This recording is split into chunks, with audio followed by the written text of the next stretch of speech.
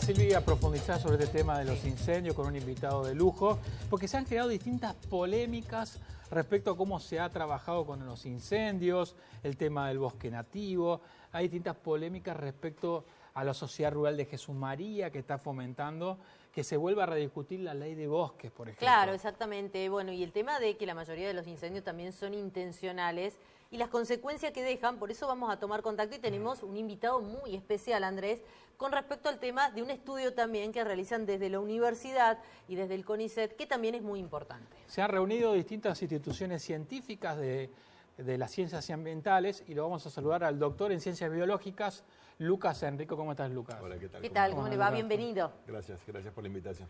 Lucas, se han reunido distintos investigadores, distintos institutos de doble dependencia, muchos de ellos de la Universidad Nacional de Córdoba, también del CONICET, como decía Silvina, y se han expresado respecto a esta polémica que se está fomentando nuevamente en este contexto de los incendios, desde algunos grupos económicos, de que hay que rediscutir el tema del bosque, que los incendios se dan justamente en el bosque y en el monte nativo y no se dan en los campos agropecuarios. ¿Qué mirada tiene usted al respecto? Bueno, sí, lo que a nosotros nos llamó particularmente la atención fue que este año, más o menos en el mes de agosto, reapareció esta discusión que vos mencionás, basada en un informe que solicitó la Sociedad Rural de Jesús María, acerca del efecto de los incendios en los últimos 10, 12 años en la provincia de Córdoba. Y algo que nos pareció llamativo es que, por un lado, el informe adolecía de algunas cuestiones técnicas desde nuestro punto de vista, tenía algunas falencias en la forma en que era tratada la información, pero además que había alguna animosidad, alguna intencionalidad en difundir alguna información que no se basaba exactamente en lo que decía el propio informe, ¿no? Bien. Es decir, una cierta tergiversación de esa información, más allá de las críticas que tenemos para el informe en sí. Entonces nos pareció importante, desde la academia, desde los organismos científicos que representamos, salir a aclarar un poco sobre esta información y sobre estos errores, ¿no? ¿Y cuáles son esos errores, Lucas? Bueno, nosotros detectamos en primer lugar que las herramientas que se utilizan para hacer un análisis de la incidencia del fuego en la provincia de Córdoba en estos años no es la herramienta adecuada. Hemos trabajado con especialistas en imágenes satelitales, en sistemas de información geográfica, que plantean que, no me quiero meter mucho en la cuestión aburrida de los métodos, ¿no? Sí. Pero que las herramientas utilizadas no son las más adecuadas para estimar superficies quemadas, por ejemplo, de los bosques. Sí, a ver, ¿qué dice? La Sociedad Rural de Jesús María dice, los incendios se producen en bosque y monte nativo, por lo tanto la culpa no es de la expansión de la frontera agropecuaria, sino que justamente lo que hay que rediscutir es ese suelo que estaba protegido por la ley de bosques que se vuelva a discutir nuevamente. Sí, pero es interesante que el informe mismo, por ejemplo, dice que la mayor parte de la superficie que se quema son en realidad cultivos y pastizales manejados, ¿no? Sin embargo, lo que se difundió en varios medios de comunicación es lo contrario, es que la mayor parte de la superficie quemada son bosques. Sí. Entonces ahí vemos una intencionalidad clara, ¿no? De decir, estas situaciones, las áreas protegidas de la provincia, pintadas de rojo por la Ley de Ordenamiento Territorial, son las áreas que más se queman, cuando eso claramente no es así, incluso por parte del mismo informe. Pero además, lo que vemos es que cuando se menciona qué superficie se quemó, se menciona una cantidad que es un orden de magnitud superior a la superficie efectivamente quemada, particularmente en estos bosques. ¿Y por qué se debe eso? Bueno, nuevamente, eso es una tergiversación que desde nuestro punto de vista hay que ver qué intereses hay por detrás, ¿no? Pero claramente nosotros somos muy apegados, ustedes saben, a tomar decisiones basadas en evidencia, ¿no? Sí, claro. Y la evidencia implica que los métodos aplicados tienen que ser rigurosos y la forma de interpretar la información también deben serlo, para poder tomar decisiones en función de la realidad. Entonces, si nosotros estamos diciendo que tenemos 10 veces más superficie quemada que la que tenemos y que además las superficies que se queman o el tipo de vegetación que se quema es una cuando en realidad es todo lo contrario, ahí tenemos un problema muy grave y hay algo que está pasando que es raro. Bueno, ¿no? que me parece que la Sociedad Rural de Jesús María lo ha explicitado. El deseo de ellos es fundamentar que la ganadería, sobre todo, no es desmonte y que eso no no afecta a los incendios. En la expansión de la frontera ganadera, sobre todo hacia el norte de la provincia de Córdoba, no afecta el bosque nativo, aunque sí el monte nativo, y que no afecta a los incendios. Desde la ciencia, ¿qué se dice? Las ciencias ambientales, ¿la ganadería es desmonte o no es desmonte? Bueno, ahí hay otro tema, ¿no? Que tiene que ver con esto de decir, la ganadería puede ayudar a prevenir los incendios, porque bajaría el material combustible. Eso es lo que dice la sociedad rural. Eso es lo que dice la sociedad rural. Lo que sabemos, los que trabajamos en ecología y bueno, casi cualquier persona de la sociedad, es que en los bosques mejor conservados hay muy baja cantidad de biomasa combustible fina, que llamamos nosotros, que son los pastos. Por eso es que los datos dan que la mayor parte del área quemada en realidad son cultivos pastizales. Claro. Es vegetación que se prende muy rápido, ¿no? Esa vegetación que uno ve seca y que decís, bueno, esto es carne de cañón para un futuro incendio. Entonces, cuando se plantea que hay que poner el ganado en los bosques para bajar la biomasa combustible, en realidad también es una segunda falacia, ¿no? Porque nosotros sabemos que de por sí los bosques mejor conservados tienen baja cantidad de combustible. Bien. De hecho, naturalmente suele ocurrir que los incendios se frenan al llegar a los bosques, ¿sí? En cambio, en los matorrales, en las zonas más degradadas, todas estas zonas de las sierras chicas que tienen incendios recurrentes, lo que vemos es como no se puede recuperar justamente el bosque en su total madurez, lo que está pasando es que tenemos año a año más y más acumulación de biomasa. Entonces, en ese sentido, las zonas intervenidas o con ganadería tienden a ser más un problema que una solución, podríamos decir. Claro, claro, está clarísimo lo que planteaba. Y a nivel, digamos, de todos los daños que generan los incendios, ¿cuánto tiempo tarda en recuperarse? Porque la verdad que por ahí uno piensa y dice, bueno, viene una lluvia, el tema de la contaminación del agua, pero ¿cuánto tarda en recuperarse ese suelo? Bueno, el suelo es algo muy complicado. El suelo, para que tengan una idea, 1 centímetro de suelo que vemos tarda en formarse aproximadamente 1000 años, ¿no? Considerando los procesos naturales. Ahora, cuando uno piensa cómo se recupera la vegetación, ahí hay una diversidad de cosas. Tenemos vegetación que se recupera más rápido y vegetación que se recupera más lento. Obviamente todas las plantas que son herbáceas, los pastos, por ejemplo, se recupera muy rápido. De hecho, uno ve, por ejemplo, los incendios que ocurrieron en la autopista Córdoba-Carlos Paz hace 10 días y uno ya ve la vegetación que está rebrotando, ¿no? Pero principalmente pastos y plantas herbáceas. ¿Qué pasa con las especies arbóreas? Bueno, esas tienen unos tiempos mucho más largos de recuperación y depende también de la intensidad que haya tenido el incendio, ¿no? De qué gravedad, de qué intensidad calorífica haya tenido el incendio, la capacidad de regeneración o de recuperación de esos individuos en particular de especies leñosas o de árboles. Eso sí, llevan periodos de años. Hay otra polémica, ¿no? Que es cómo se recuperan esos o se remedian esos terrenos, ¿no?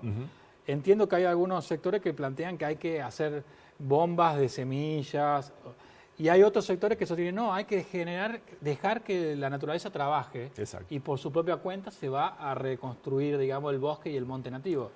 Claramente, no hay que hacer nada, digamos. Claramente nosotros estamos en esa segunda posición. Hay dos formas de restaurar, ¿no? Que conocemos desde la ciencia. Una es lo que llamamos la restauración activa, que implica hacer acciones, llevar adelante acciones, como por ejemplo sembrar, plantar individuos y demás. La restauración activa y la restauración pasiva, que es esta que vos mencionás, que es dejar a la naturaleza que siga su curso. En este sentido, desde el instituto en el que trabajo, tenemos una serie de recomendaciones que circulan en las redes sociales sobre qué hacer y qué no hacer en estos casos.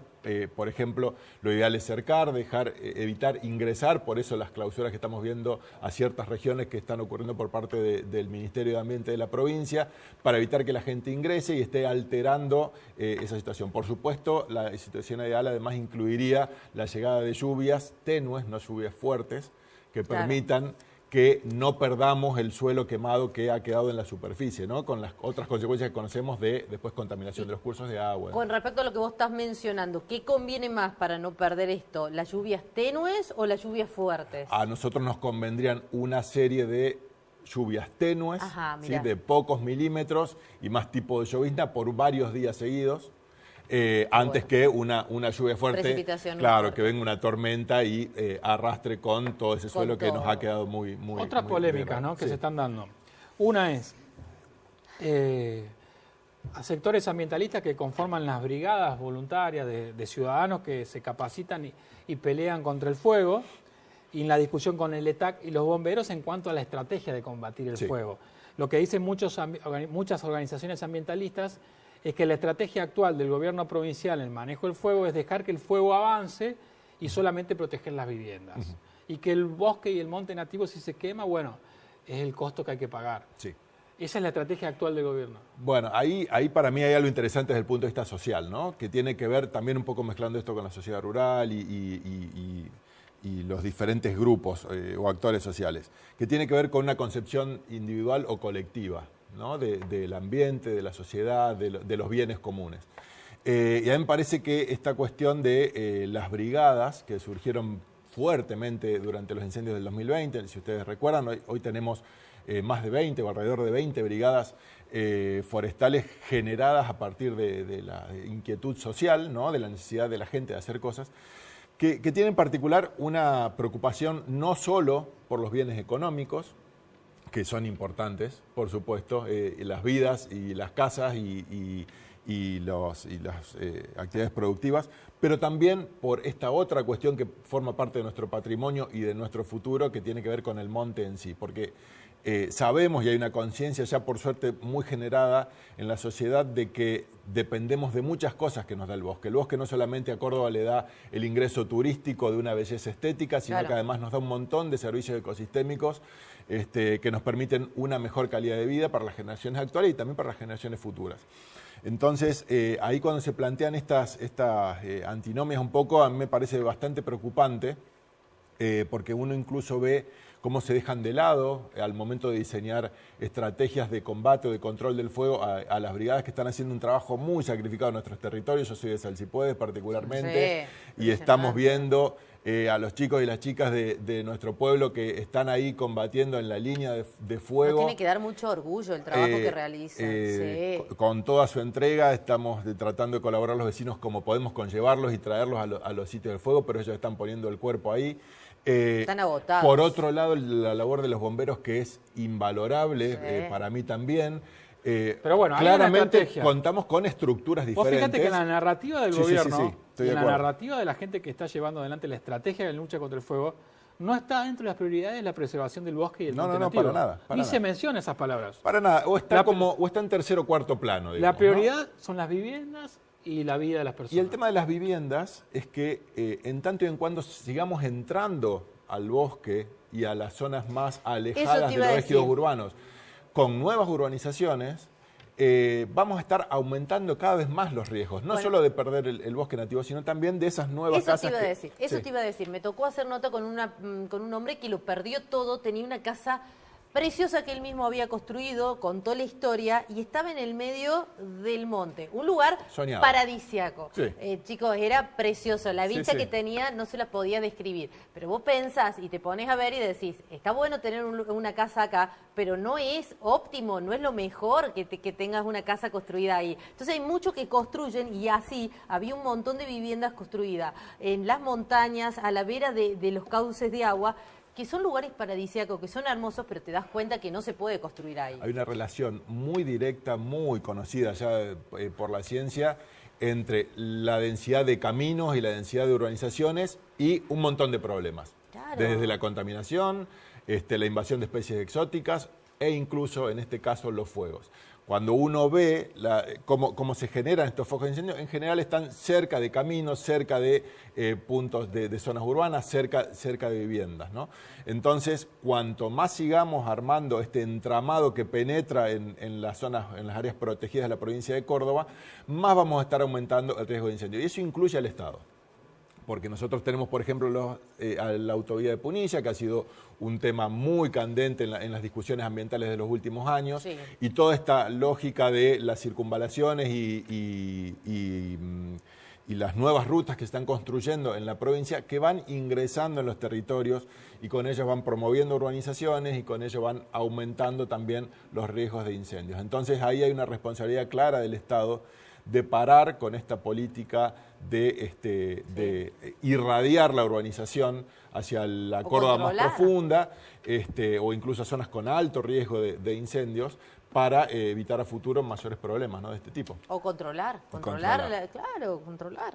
Lucas, Enrico, muchas gracias por venir. Muchas Por favor, gracias, gracias a un ustedes. gusto, Bueno, un gusto. igualmente. Muchísimas gracias. Tema polémico que hay que aprovechar el marco para poder dar discusiones a fondo, ¿no? En este contexto, porque después pasan los incendios y la discusión se diluye y volvemos el año que viene a rediscutir de nuevo, todo de vuelta, ¿no? Sí, exactamente. Bueno, una de las consecuencias que dejan estos incendios en Córdoba, ¿eh? Bueno, allí tratado de manera profunda con respecto al tema.